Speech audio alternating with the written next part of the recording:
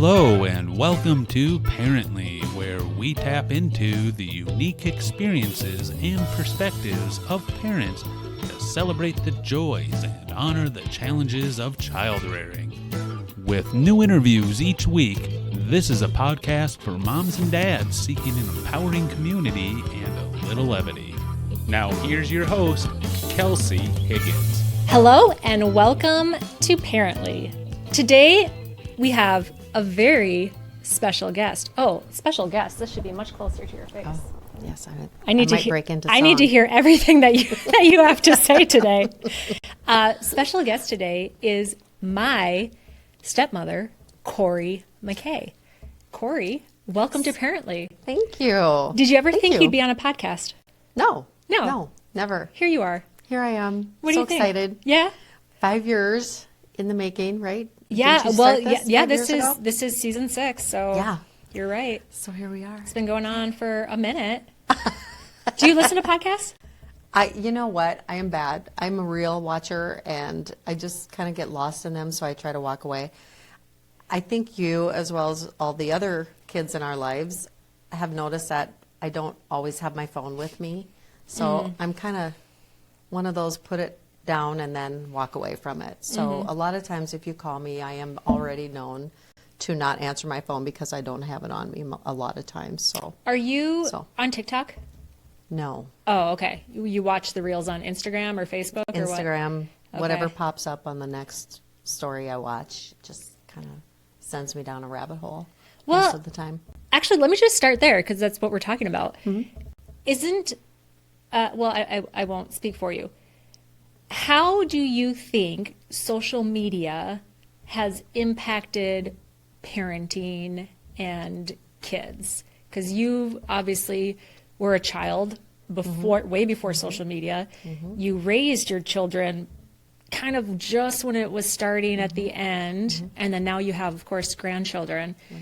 What does that evolution look like from your perspective? Okay, well, growing up with 8 other siblings, there were 9 of us, when mom said, go find something to do, that meant get out of the house and go find something to do. It was literally, there was no worry. We lived in the country. It was just go away, go find something to do. Raising my own children, we were just on that breaking era of just video games. It might have been Pac-Man. Sure. The little dots.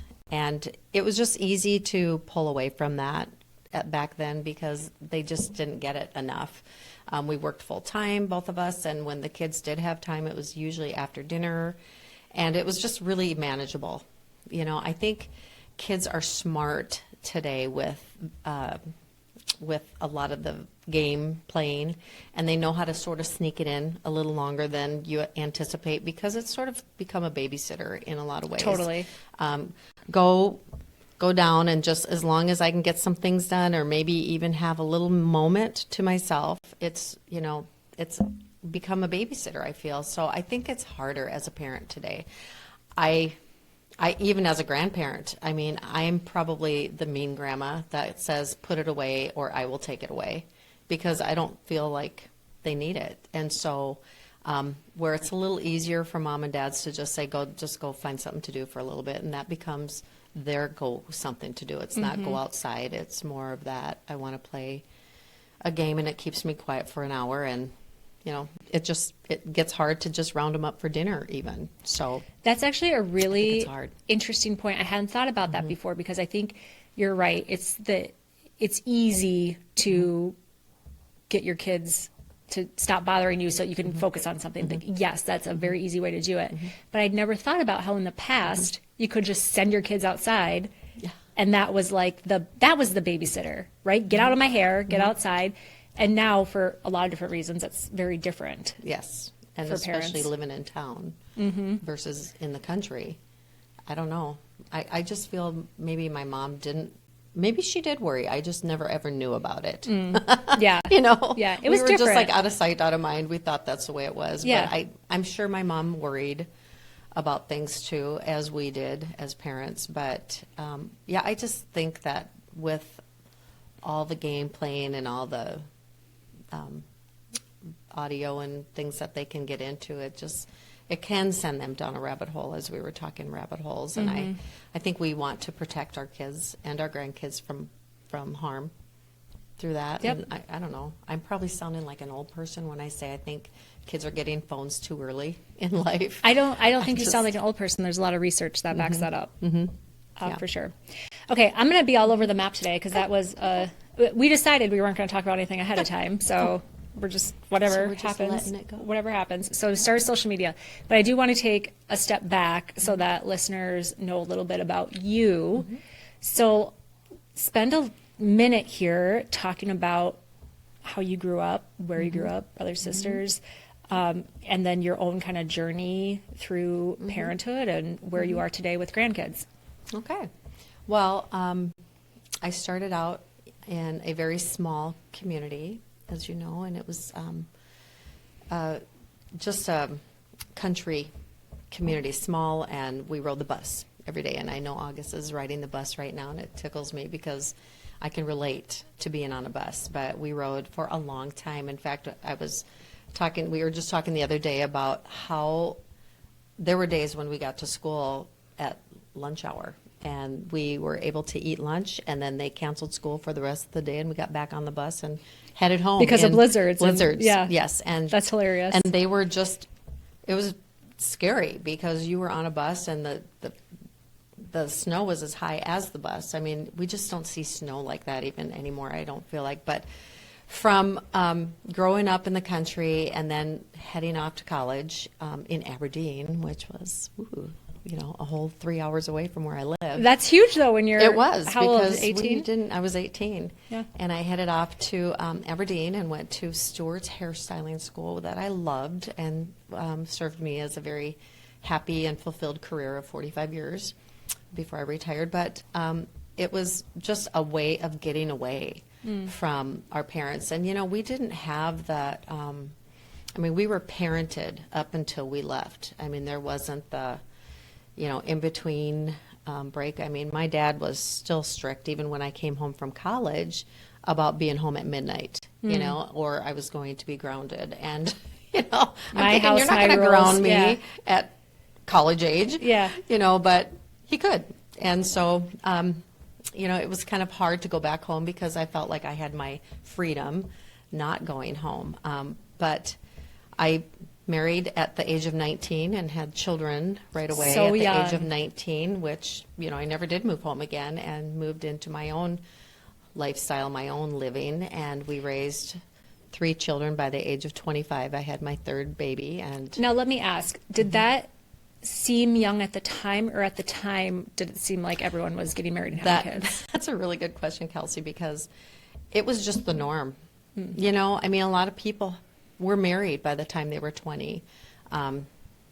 Going back to my 10-year reunion, a lot of kids already had 3 kids by my 10-year reunion and of class reunion. But it seemed like the norm. I felt ready to take on 3 children at the age of 25. I think I could have taken on more. I just loved babies, and it wasn't overwhelming to me to take care of them because I was the oldest girl out of my other 2 sisters, but I was 4th in line of the 9 kids, and I was always helping Mom, whether it was, taking care of kids, cooking, cleaning, doing laundry, even helping out in the field a little bit. I wanted to be outside more than I was, but having kids at that young of an age didn't seem to deter me from feeling overwhelmed. I never felt overwhelmed. I always felt like I could have taken on more. Now, working full-time and having kids and coming home late. And some days I was working 6 days a week,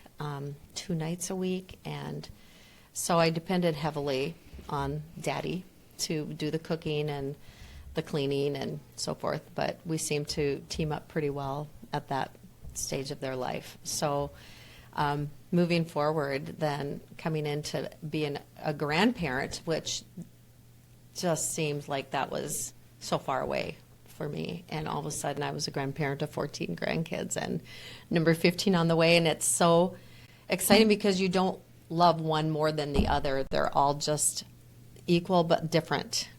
It's hard to explain.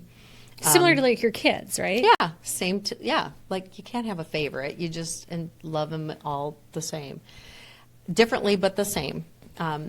So here it is. You know, you have your first grandchild at the age of 43, and today I look back now. Today I should say, I look forward now. Today, kids are having families still at 40 and 41 and 42. Totally. Where we were already grandparents at that age. So it seems surreal to be a grandparent of now almost 15 at the age of 65. So, I mean, it's not a bad thing. It's like I feel blessed that I can live and be healthy and active yet with them. I feel that's the advantage of being a young grandparent, is that you get to be active and enjoying them, all the stages. Now, did you ever feel, because you got life going right away, did you ever go through that stage of like you felt like you missed out on anything? I didn't feel that way. I guess I've always been the person that looks more forward than backwards, because you can never change what was, but you can change what is. And in my life, I never had that feeling of being cheated out of life. I mean, maybe we partied too much when we were young. You got it out of your system. I'm saying, at the age of 18, I thought I was partied out, you know? Yeah, that's true. Yeah, in fact, I even smoked in college, and I shouldn't even admit that, but the day I found out I was pregnant, I quit. And Smoke cigarettes? Yes. Okay. Cigarettes. And You just have to clarify. There's a I lot know, of things you can that's smoke. true. Crack, Yeah, no, pot. that was the bad kids that did that in my life. And so, no, the day I found out, I'll never forget. I just thought, oh gosh, I probably should quit smoking today, and good. never had another cigarette in my life. Wow. Ever.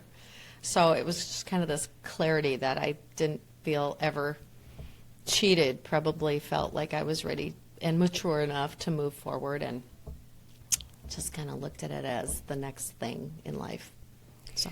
Now, becoming a grandparent at 43 is young. And I always remember the story of when you went over to your grandson's house, Yeah. Bennett and Carter, Yes. and they had some friends over, Yes. and they said something, and grandma, blah, blah, blah, and one of the boys said, "That's your grandma? That doesn't look like my grandma." I know, it kind of made me feel sassy at the moment there. Yeah. That was pretty dang cute. We went over to just, decorate pumpkins. And I'm like, come on, guys, are we going to do this or what? What are we doing? And they're like, who's that? And Carter goes, well, that's my grandma. I mean, she is 56. That's how old I was at the time. Thinking I was pretty old at the time. And he goes, that doesn't look like my grandma. Like, I thought that was pretty cute. That is cute. So, That's funny. yeah, it made me feel young at the time. Of course, I guess I was still pretty young. There's So, certainly pros yeah. to being a young parent, Yeah. young grandparent, Absolutely. and getting to run around and be very active in your grandkids' lives. Yeah, I mean, it is interesting because, some of our grandkids, maybe they all think this, but grandma just doesn't say no. Yeah. Well, this grandma doesn't say no very often. And Except when they've been So- on their tablet too long, right? yes, That's when you say unless no. That's I the one. pull them off their tablet That's the one exception. or their headsets. Yeah. We're eating now. Yep. Put it away. So yeah, they kind of know I'm a pushover for things. So I am. I like to please them, but at the same time, I feel like I do try to toe a line, but I'm not the parent. And I feel like between Andy and I, we have to just kind of talk about that a little bit, that, we aren't the parent. We don't have to discipline. We can just spoil. Well, you're a little going bit. right into my next question, because I was going to ask, how did you parent and grandparent differently and or the same? Like, what's different? Because you said, oh, I don't really say no, they can do whatever. Is that how you were as a parent as well? No, not at all. In fact, I probably was pretty strict as a parent. I was probably more the one that would spank their little bottoms if they did something wrong. And I'm not talking a heavy spanking. I mean, my kids all knew what the wooden spoon was for. They got it on their Wow. butt. And I Today, that would be probably, I would never do that to my grandkids. I'm just saying. Just rest assured. You're like, your kids if you are leave safe me with with me. the kids, I won't take the wings. Well, it was different. It was Yeah. more common. What was different? Being spanked was more common. Oh, back it was. then. Yeah. Definitely more common. In fact, I would have rather had a spanking than a grounding. I mean, anybody would have, right? I mean, nobody liked to be grounded. And I honestly, raising my kids, thought I am not going to be like my parents and ground my kids. I'm not. And my kids' friends all said, gee, I wish you were my parent because my parents ground me. And I just thought, no, I don't want to be grounding my kids because I hated being grounded. That's I would really rather interesting. have a spanking than a grounding. So I So did that's that, how you pretty much. disciplined your Yeah. kids. Your I'm kids were very never grounded? Oh, they were, but very seldom. I Okay. mean, they had to really be naughty. It wasn't to get your go-to. grounded. No, it wasn't my go-to. I would rather sit down and have a talk with them and just say, you know, what is going on, than to like say you're grounded, go to your room, and never be able to have that open content of a conversation with my kids. So I always felt like it was important, and I think I see that in your parenting. I love the way you, and all the kids, really, you guys are all, you do it differently than we did, where you want to know what is going on with them. You know, you want yeah. to hear their voice and not just silence them.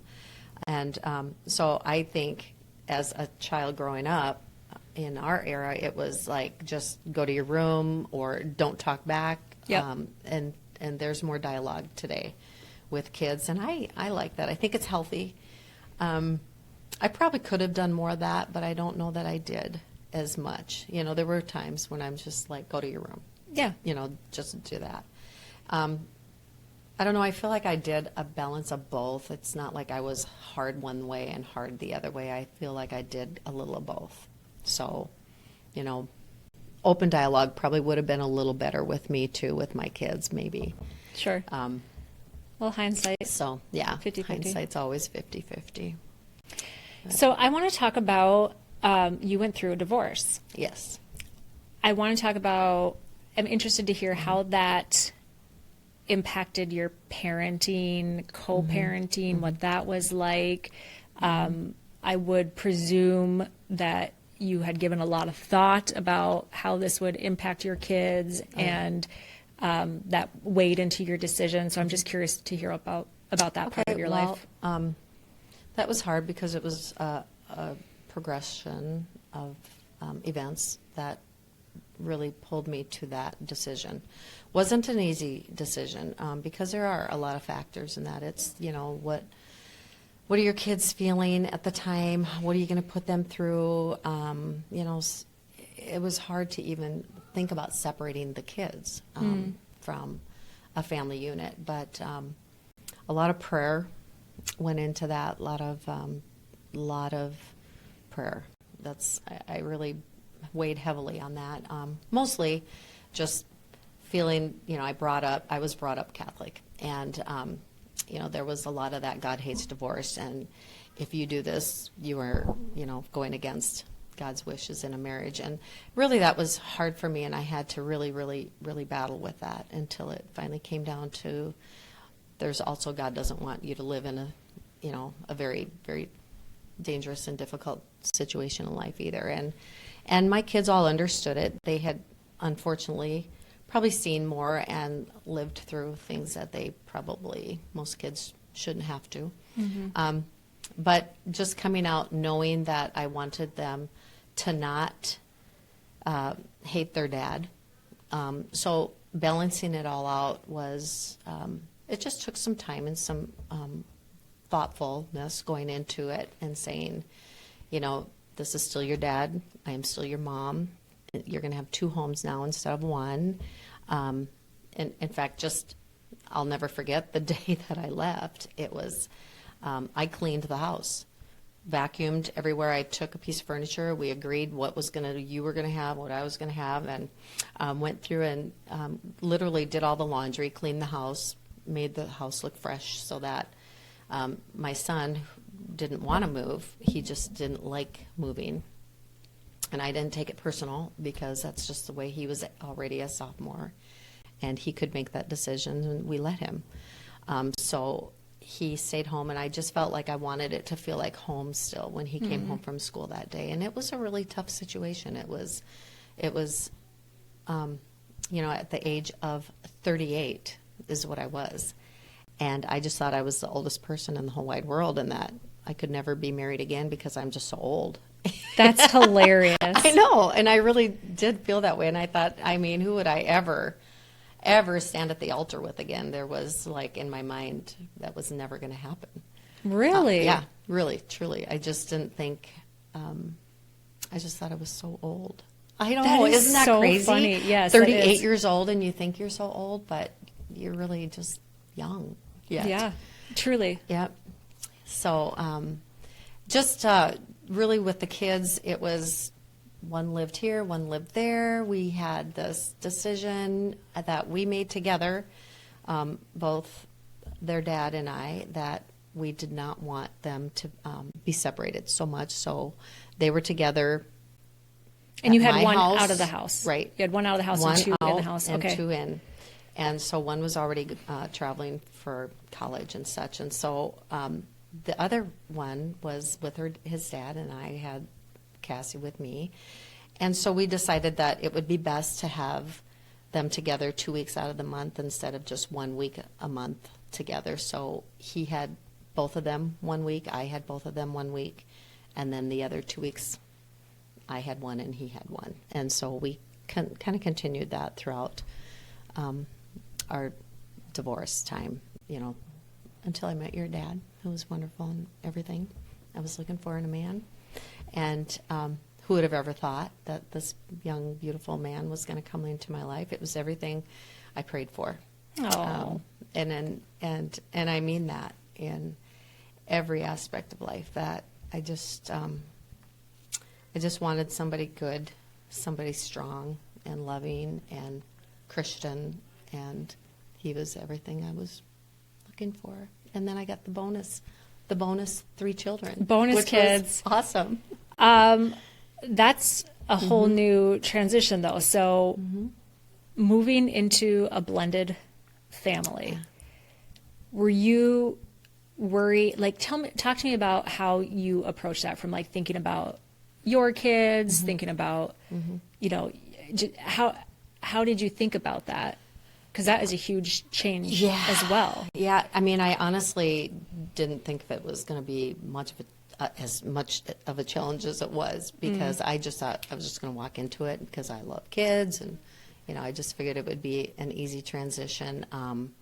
And really, the fact that Andy and I were together, and we weren't we didn't live together until we got married, and so it was like our wedding day, and we had our 1 day honeymoon day, and the next day we were in the craziness of all the house. All the kids in the house, and family was still around and stuff.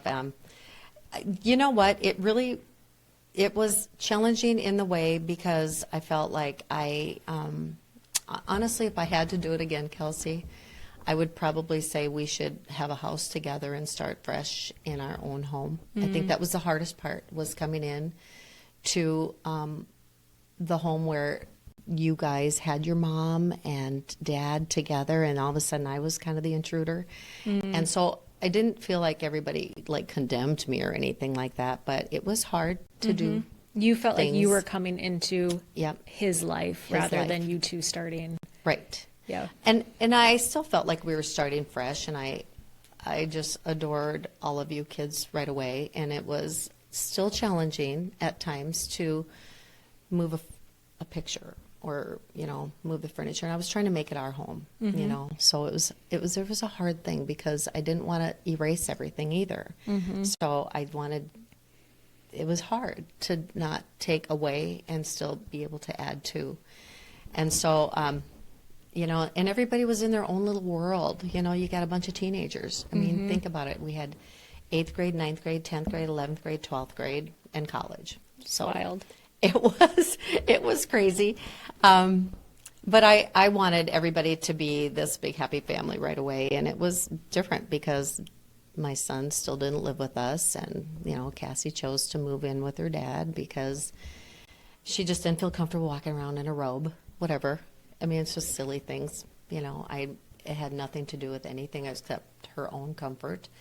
And I was like, how dare you, move when you're my child, and now I don't have any of my kids. And I didn't take that in a bad way with you kids, but I just, I loved the fact that this is how it was. I felt like the first year felt like 5 years of time, and our 5th year of marriage felt like we just got married again. So it was kind of like we kind of worked it all out. I just feel like after a while, I mean, everybody learned to respect each other, and I would have done anything.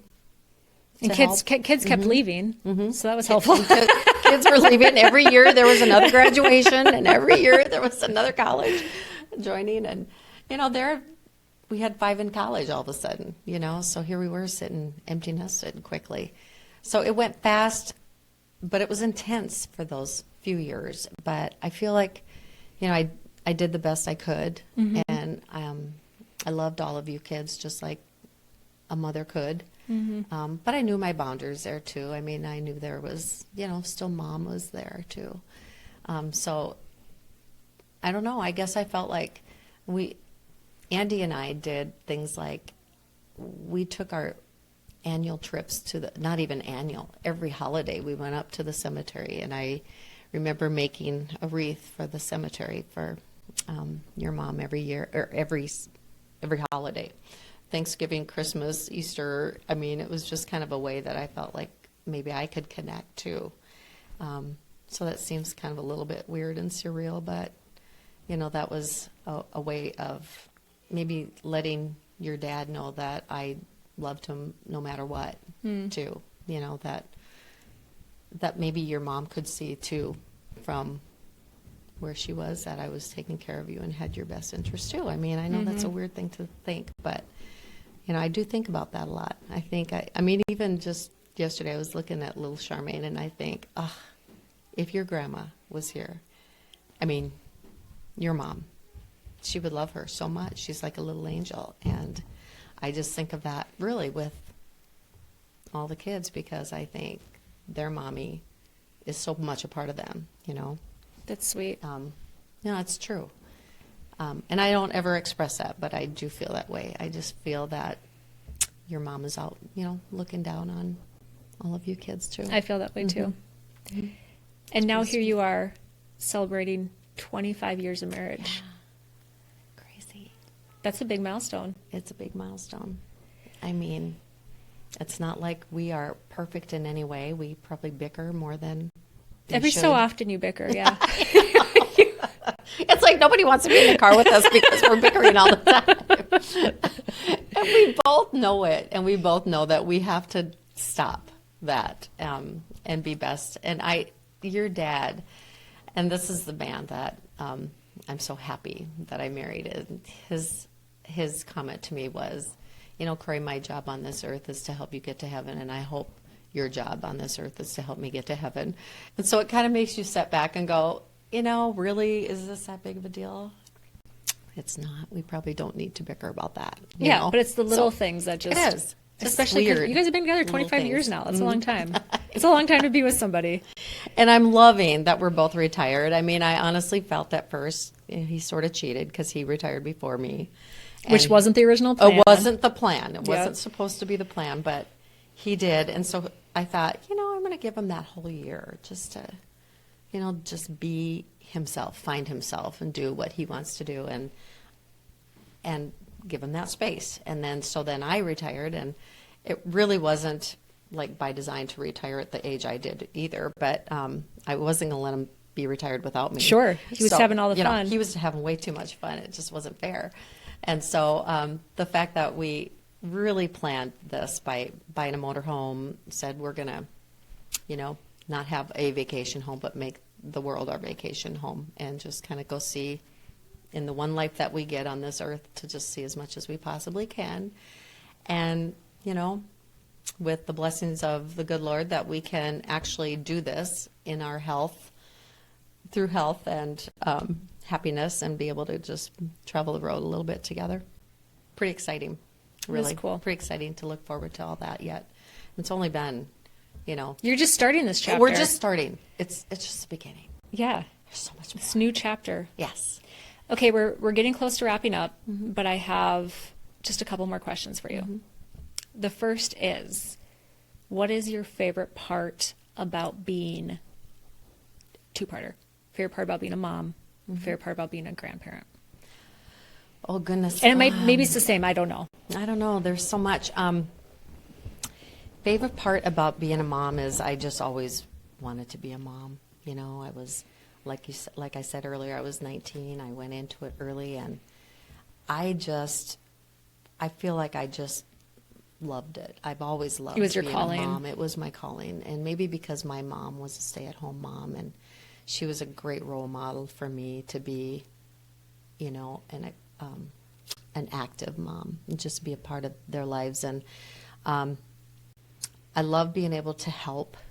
I love being able to be there when there is a crisis situation, or if there isn't a crisis. I just love being able to take the load off a little bit as an adult, as a grandparent now of adult children. I feel like sometimes their lives are overwhelming, and now I'm finally freeing up some time on my own, so that I feel like if I am called in, I can do it. And you are called in a lot. Yeah. We all call And you I in. love it. And it's not overwhelming to me. It never is. And I mean, I can take care of 5 kids at one time by myself. I can take care of 3 kids or 2 kids. It's not a hard task for me. And I sort of envelop it. And so that takes me into the grandparenting part, I guess. I love.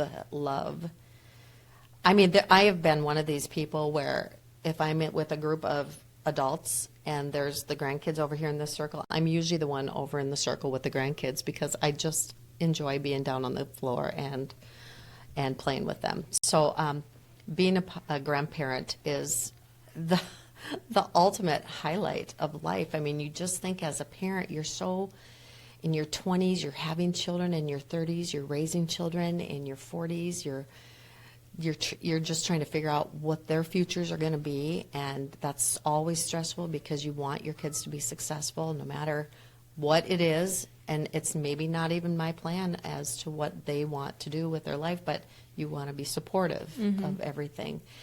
And then all of a sudden that grandparenting sets in, and it just takes you back to, like, I remember thinking, Kelsey, that when my kids were grown, I had this sadness that I wish I would have done this, and I wish I could have done this, and if I could just hold them one more time, and I know. Smooch up their little cute faces, and the age that your kids are right now, and you just think like that.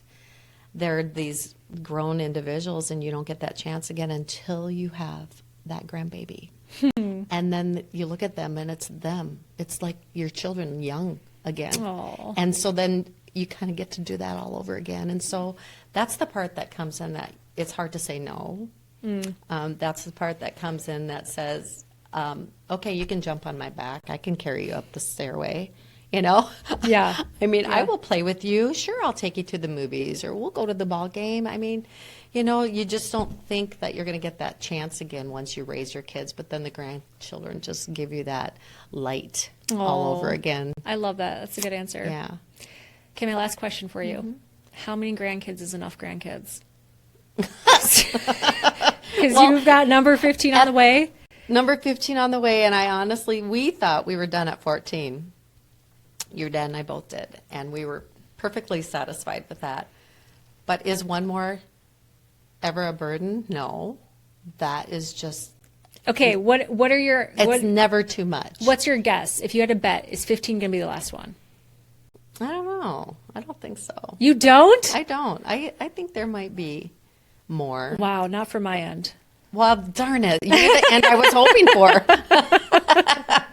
No, I don't know. I mean, if it's 15, it's 15. If it's 16, it's 16. It just never is. You'll take all the grandkids. I would. Okay. I would, I guess. I just love babies, so Sweet. I'm not afraid to walk away from that.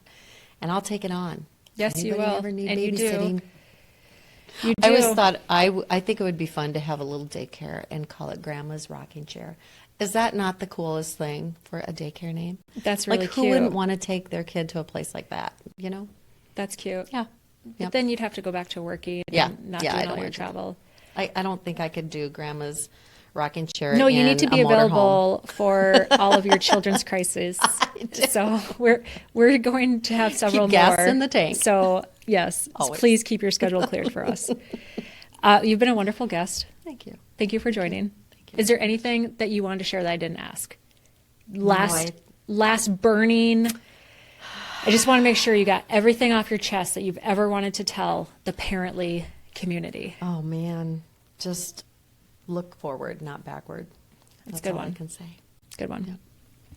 And to all of the listeners, thank you for joining today. I invite you to tune in again next week for another insightful conversation. And if you haven't already done so, please be sure to subscribe, rate, and review. See you next time.